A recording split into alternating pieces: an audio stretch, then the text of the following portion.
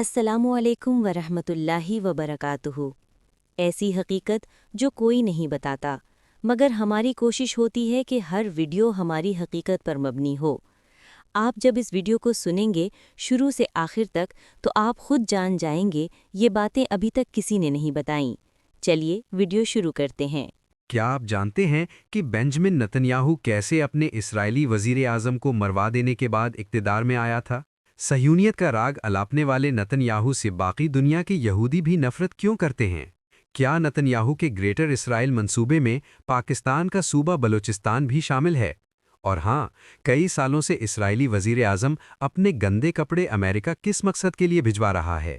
یہ کہانی ہے اس شخص کی جس پر جادوگر ہونے کا الزام لگایا جاتا ہے۔ یہ کہانی ہے اس شخص کی جو امریکی صدوروں کو اپنی جیب میں رکھتا ہے اور بین الاقوامی قانون گویا اس کے گھر کی لونڈی ہے۔ اور یہ کہانی ہے اسرائیل کی تاریخ میں طویل عرصے تک وزیر اعظم رہنے والے شخص کی اور شاید آخری وزیر اعظم کی۔ یہ 1948 کا سال تھا۔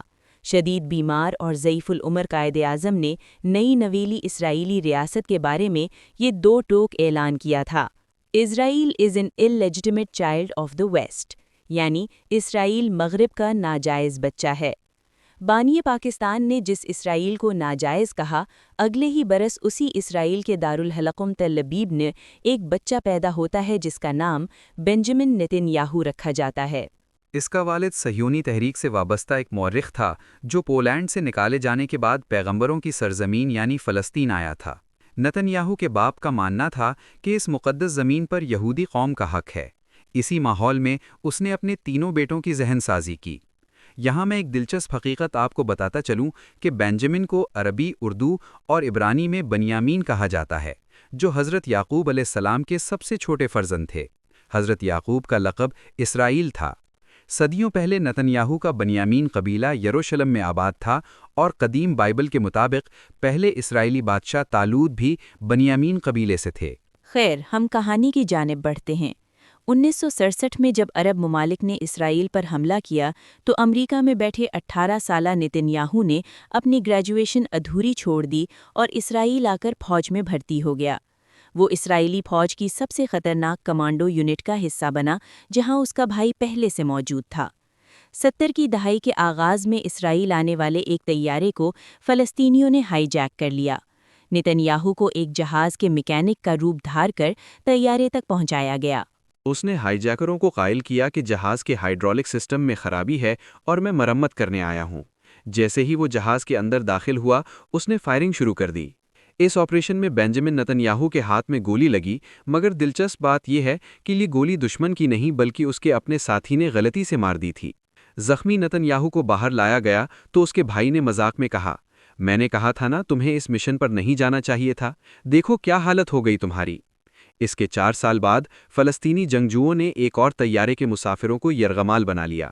یہ لمحہ نتن یاہو کے لیے ٹرننگ پوائنٹ ثابت ہوا۔ اسرائیلی کمانڈوز اپنے ہم وطنوں کو بازیاب کرانے گئے۔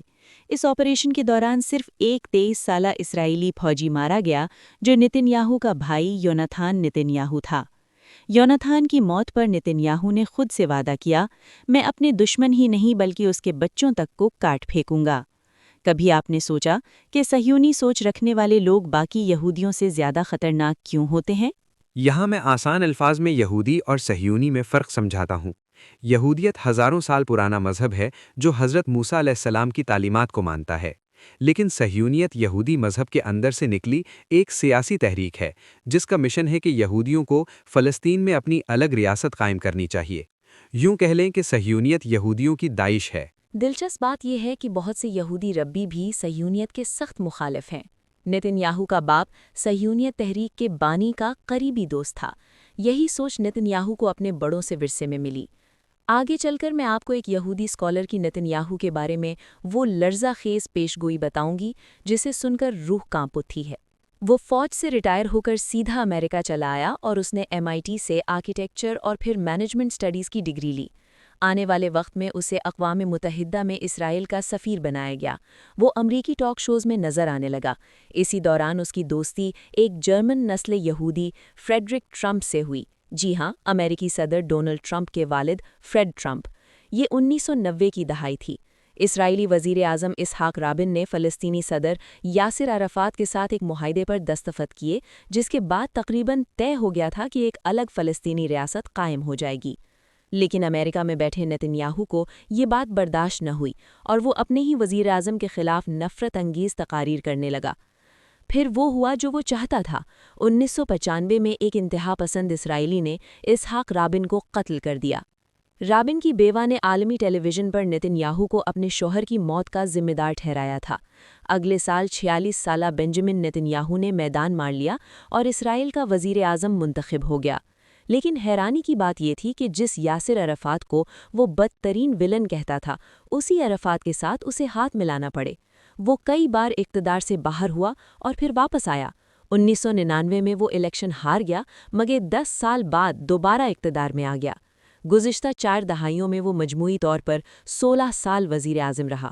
وہ شاید پہلا اسرائیلی وزیر اعظم ہے جس پر کرپشن، لوٹ مار اور بندر بانٹ سمیت کئی سنگین مقدمات چل رہے ہیں، اور ساتھ ہی وہ وزیر اعظم بھی ہے۔